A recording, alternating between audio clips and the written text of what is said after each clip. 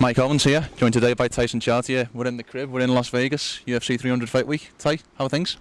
Pretty good, man. Excited to gear up on fight week and get the thing done. You must come to Las Vegas every couple of months. What is your kind of relationship with Las Vegas? Do you like it? Do you dislike it? Where are you at? I'm like indifferent on it. Like it has pros, it has cons. It just thinks that it's far away from the family, so you have to get on a 5-hour flight, and the time difference, it makes it hard to communicate back home. But makes it easy with the PI. You get to see the PI staff; they're great. But at this point, Las Vegas has just turned into like it's a workplace for me. So I'm very indifferent, but it would be nice if it was closer. Calvin Kattar, Aljamain Sterling, UFC 300. We often hear this phrase that the work is done in camp. So I'm wondering, like, from your perspective, what is kind of your role in fight week as head coach? Fight week is just, first of all, the logistics, like who's coming out, what training partners we're bringing out, what coaches we're bringing out, what's the schedule going to be, because you have to schedule everything with the PI. Making sure we get a house that accommodates everybody, and then just getting the schedule for the whole week, and then cross-referencing that with the schedule that the UFC has you do for media, and then just herding cats all week, So, and then obviously on the technical side is making sure Calvin's getting the workout, the workouts in that he needs, but then obviously making sure those workouts from a technical standpoint are checking all the boxes of the things that we need to hone in on for fight night. As a coach, does it mean anything extra to be coaching on UFC 300, such a historic event? Not really, because when you're in the fight, it's those 15 or 25 minutes. It doesn't matter the venue or anything like that. It's really just those rounds that you just need to win those rounds and then win the fight, and then everything else kind of means more after. The play up to it is a little bigger, and then the play out after. But during the fight, it doesn't really make a difference at all. But I think from like a overall, taking a step back career-wise, seeing that Calvin's earned the right to be on such a big card against a former champion, thinking that our team has been part of building a fighter that is able to be in a position like this, and it's cool. The progression's fun. I think UFC 100 I watched at like a Hooters in Massachusetts. UFC 200 I think I watched at like a Wild Wings in Sioux Falls when I had a fighter there that I took out for the week that was fighting the next week, and then this one I'll be cornering. So it's pretty cool to see the evolution. Give me your thoughts on the style matchup, Aljamain Sterling, former bantamweight champ, moving up to 145. Give me your overall scouting report. Yeah, I think it's a classic striker versus grappler. We've seen this play out many times. I think it's one of those things. A lot of people going into it are thinking if the fight goes to the ground, Aljo probably wins. If the fight stays on the feet, we probably win. But I think there's a lot of nuances that go into it. I think people forget that, Calvin does have a wrestling background. He has good jiu-jitsu. So I think Calvin's pretty prepared that even if the fight is half on the ground, I'm not surprised if Calvin still does well there. So, it's always, a good opportunity when you can fight a former champion. I know he's coming off a loss, but probably one of the best bantamweights to ever do it. And, he did lose to Sugar, but he's a stud. You get to fight a former champion. It always gives you a big platform, and then to do that on UFC 300 is a good opportunity for Calvin. Is there any part of the O'Malley fight that you can take and apply to Calvin's game plan? No, I mean I think you just see that, like, similar, not the same body type, because obviously Calvin's a little thicker than O'Malley, but another guy who's like 5'11". He struggled getting inside on him, so that's encouraging for us. The fact that he did get knocked out by a striker is encouraging to us. But they're very different fighters. O'Malley's really, he's crafty in what he does, but then Calvin's crafty in what he does, but kind of in different ways. So you take a little bit from it, but at the end of the day, our focus has to be on making Calvin's weapons the sharpest that they can possibly be, and putting ourselves in positions where we're not worried about his weapons. Obviously, Aljo was very adamant after the 292, win or lose, before the 292 fight, that he was moving up to featherweight. When everything happened in Boston last August, did you feel like this would be a realistic match next for Calvin? Was it on your radar in that way after the last fight? I mean, I wasn't thinking that we would get the fight. I thought he'd come up and, get somebody, but he wasn't really on our radar at that point. I think they were talking about some other. I can't even remember who it was. They were talking about some other names that they were going to have us fight. I think it was Bryce Mitchell. They were talking about Bryce Mitchell last fall, us versus Bryce, and we were just trying to figure out what card it made sense because he had just come off a loss, I believe. And we were just waiting to see when it would happen. And then next thing I know, the UFC called and they're like, hey, we're going to actually pivot. We're going to go Aljamain Sterling. And they wanted to do the fight a lot earlier, I think, originally. And then I think they were even talking January.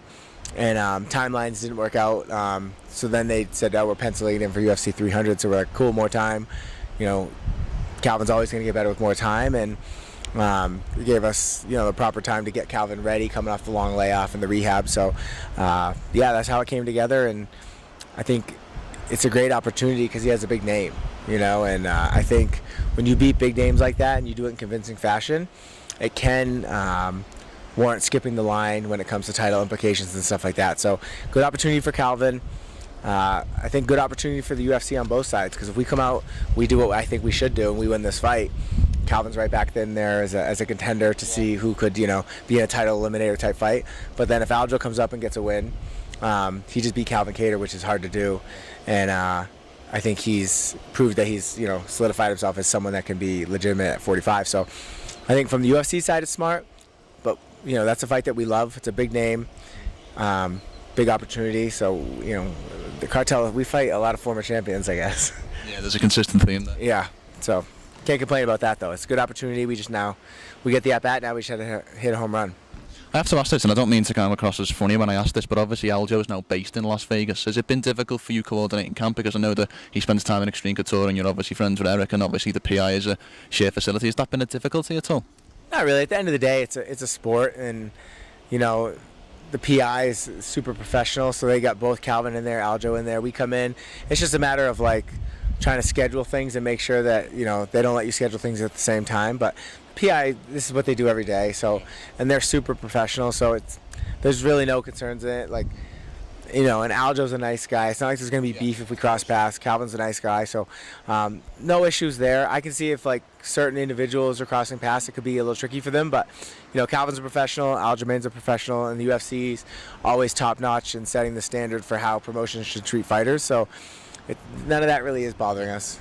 A couple more from me, T, and as always, thank you for your time. I want to touch on Atlantic City last week, obviously the debut of Conor Matthews and Angel Pacheco, two guys that you obviously train and manage. We didn't get the results that we wanted on your end, but can you just reflect on that overall experience and maybe some of the positives of having two more of your guys in the UFC? Yeah, I mean, no one ever envisions losing their UFC debut, so it's tough, but it's how it went down, and super encouraged by Angel. I think he did some great things in that fight. And then, unfortunately, he rocked him in the second round, did get taken down, was able to get back up, and, that round was tough. And then third round, I think we did have a little bit of momentum going into that third round. We were encouraged. And he had a good mindset in between the rounds. And then he got that leg kick that kind of made his foot go limp a little bit, then rolled his ankle. So it was a tough third round. But, man, I think Angel's proven in the Contender Series fight, in this fight, that he's probably one of the toughest guys in the UFC. He's just man, you gotta kill that kid to make him quit. And but I think with his fight, it showed that he did belong in the UFC. That Calvin, he's a tough kid, and I think Angel will learn from that one. It's his first fight at 35. He'll learn from that fight. And he's just gonna keep getting better. And Conor, he fought a guy that had two fights in the UFC, and really lost both, but he came out. He looked really good early, and then. And this isn't talking crap on Conor or anything. Dennis is a great fighter and he fought well. I think Conor underperformed a little bit, and that's something that the coaching staff we're talking about. How can we bring out the best in him next fight? And something that we're talking to Conor about of, certain things that he does great in training that he's done great in last fights just didn't come out in this fight, and that happens. So I'm not pointing fingers at him or anything like that, but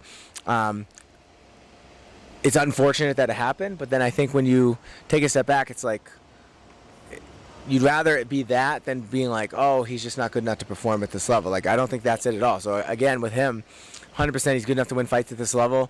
I'm encouraged by some of the things I saw.